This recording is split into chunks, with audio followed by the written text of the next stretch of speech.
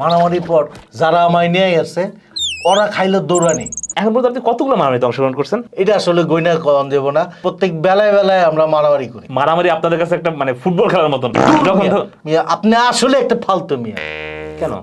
Football খেলা কোনো খেলা হইলো, মারামারি হইলো অরিজিনাল খেলা। মানে মারামারি আপনাদের কাছে জাতীয় খেলার মতন? অবশ্যই।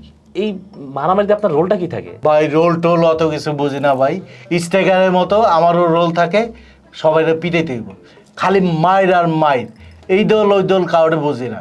একবার আমারে কয়েকজন আমায় নিয়ে গেল মারামারি করতে, তারপর অনেকক্ষণ মারামারি করতেছি।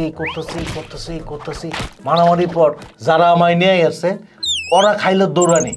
তারপর আর আমি কি করুম, যারা দৌড়ানি দিতেছে অগো হইয়া আমগো দলের গুলারে দিলাম আবার মাইর।